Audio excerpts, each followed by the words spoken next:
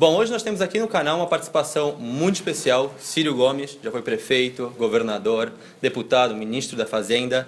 Ele está passando por Rosário, fazendo algumas palestras aqui na universidade e, obviamente, eu não podia deixar de fazer algumas perguntas. A primeira delas é, nos últimos 2 dias, você viu que a participação universitária jovem é muito presente aqui, muito marcada. Você passou pela militância também universitária, por um breve período de tempo, pelo que eu estive estudando, na sua vida universitária. A que se deve, desde seu ponto de vista, que a população jovem hoje no Brasil crê que a política, essa renovação, digamos, da política, se tem como um processo desacreditado, essa renovação, digamos, dos jovens entrando na política? Isso é um fenômeno muito complexo que tem várias explicações, né? Mas, em relação à minha geração, uma explicação logo avulta. É que a minha geração identificava com muita clareza o inimigo, né? Nós sabíamos bastante bem contra o que estávamos lutando e tínhamos um consenso muito fácil de ser entendido.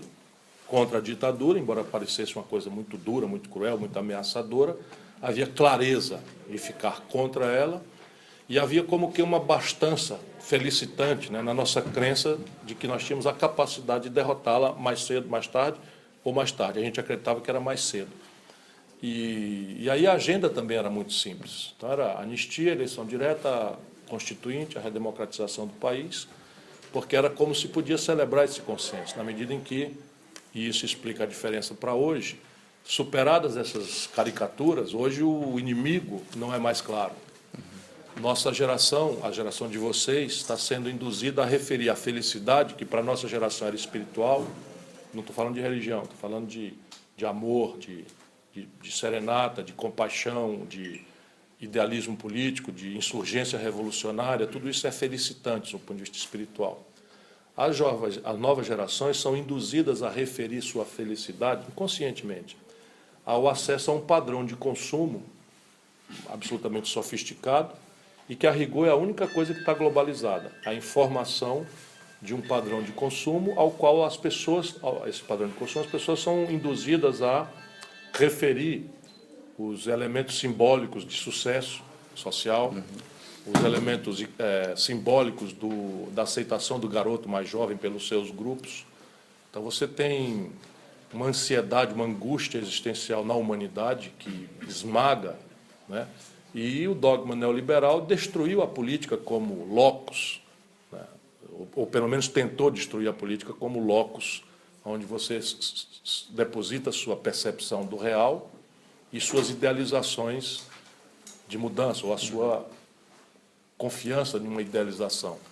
E trata-se de descobrir a prática, como é que vai daqui para acolá e tal, e isso é felicitante. E a geração de vocês está descobrindo isso. Claro que no Brasil isto é agravado pela nossa conjuntura local. Então aí você tem, contemporaneamente, 2 fenômenos, pelo menos, que eu indico há muito tempo, como também agravadores desse nível de alienação, por assim dizer, ou de repulsa pela política. O primeiro é que as forças assim chamadas de esquerda, as forças assim chamadas de progressistas, fomos ao poder e não aconteceu nada. Nós apenas fomos um pouco mais solidários com os pobres, fomos apenas um pouco mais, coisa mais inclusive nas questões de decência. Nós estamos apanhando no Brasil feio, né? O PT não podia ter feito o que fez, como elemento simbólico, vamos dizer, o altar da esperança dessa geração toda. E a outra coisa é imediatamente relacionada a isso, que é os veios de transmissão da sociedade civil foram praticamente todos cooptados. Então, você, de repente, começou a ter um sindicalismo a favor do governo, entidades estudantis a favor do governo, o que é muito estranho, né? Porque a inérência do movimento da sociedade civil meio que estabelece um antagonismo, pelo menos sob o ponto de vista do dia a dia, com o governo. Não faz sentido um sindicalista defender o governo. Tudo bem que o governo, na hora de um extremo, de um golpe, de uma coisa, a gente entenda de que lado nós estamos.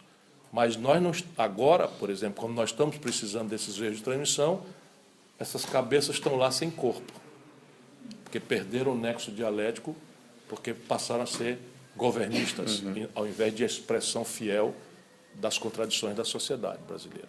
Pronto, está aí o tamanho do pacote. Bom, já que a gente falou sobre participação jovem, universidade, Hoje, a Universidade Nacional de Rosário recebeu, só no ingresso 2016, 1.321 brasileiros e só no curso de medicina. Desde o seu ponto de vista, o que o senhor acha sobre esse êxodo jovem que sai hoje do Brasil em busca de uma melhor formação com um acesso muito mais democrático comparado ao Brasil, visto toda a problemática nas falências de políticas públicas de ingresso e permanência em comparação, por exemplo, com a Argentina, e também ao processo cada vez mais burocrático na revalidação dos títulos no exterior? Isso é uma situação bastante intrincada. Ancestralmente, é evidentemente que a explicação está na proporção de vagas que se oferece a esta ou aquela comunidade. Então, a Argentina, nos últimos meio século, tem conseguido dar o dobro, proporcionalmente às suas respectivas populações, pelo menos o dobro de acesso aos seus jovens do que o Brasil tem tentado fazer. O Fernando Henrique, por exemplo, proibiu a criação de cursos técnicos de nível médio. Proibiu, é um negócio inacreditável. Depois, enquanto o PCdoB distraía a população estudantil com a ameaça de uma privatização do sistema federal de ensino superior, coisa que nunca esteve na agenda, o Fernando Henrique privatizou a demanda, facilitando dramaticamente a criação de cursos sem nenhuma qualidade, tanto que na minha área do direito, 82% das pessoas que se formam e que se submetem ao exame de ordem para poder advogar não passam. É uma verdadeira tragédia. Ultimamente, isto diminuiu, não piorou, diminuiu. Houve uma ampliação consistente do nível de acesso à universidade, seja a criação de novos cursos universitários, novas universidades, não na velocidade e no volume que precisamos, mas é uma tendência que está ameaçada de ser interrompida. Se esse golpe se consumar, será por certeza interrompido. A emenda constitucional que já proíbe a expansão está no Congresso Nacional, proposta pelo governo golpista. E você também tem esses outros atalhos, né? Apesar de um problema grave de qualidade, o ProUni abre acesso, o FIES permite financiar matrículas, etc. Então, há uma tendência que dá a pista do que nós precisamos fazer, né? Agora, vamos dizer, um genocídio de inteligências, não só neste nível, que já agrava, inclusive, a confiança do jovem no futuro do país, que está extremamente abalada, como nos últimos anos nós perdemos 50 mil cérebros já treinados para o estrangeiro, que é um desastre da estagnação econômica do país. Bem, o Conselho Federal de Medicina diz que não faltam médicos no Brasil. Sobre este ponto anterior, na questão anterior, de novo, é muito agradável falar a estudantes de medicina que estão sofrendo o sacrifício do desterro, do exílio voluntário para buscar uma escola que não tem no seu país, você dizer, não, precisamos facilitar isso. Entretanto, não é possível, porque vocês, na medicina, literalmente são pessoas que lidam com a vida e a morte. Claramente. E há experiências muito constrangedoras na vida brasileira, do passado, inclusive recente, de profissionais de medicina treinados em outros países que não têm qualificação nenhuma. É evidente que o pretexto, né, deste cuidado com a qualidade do serviço não explica tudo. Parte importante é uma exacerbação ultracorporativista, com todo respeito, né, à corporação médica, mas no Brasil passa de qualquer razoabilidade. O Conselho Federal de Medicina diz que não faltam médicos no Brasil, que eles estão mal distribuídos no território nacional. Fato. O governo federal, tratando de solucionar a problemática da atenção sanitária, gerou uma política de curto prazo que foi o Mais Médicos. O senhor foi secretário de Saúde por um período de tempo, e então como o governo deveria, a longo prazo, trabalhar para levar essa atenção primária à saúde a toda a população brasileira? Nós temos que reestatizar a questão da formação, em todos os níveis. Porque o prático, dada essa exacerbação corporativista, é que, especialmente nas residências, primeiro houve uma grande restrição à abertura de novos cursos. Isto é uma questão de oferta e demanda. Se você restringe a oferta, o preço sobe dramaticamente. Então, os salários dos médicos no Brasil, no interior do Ceará, são completa e exorbitantemente fora.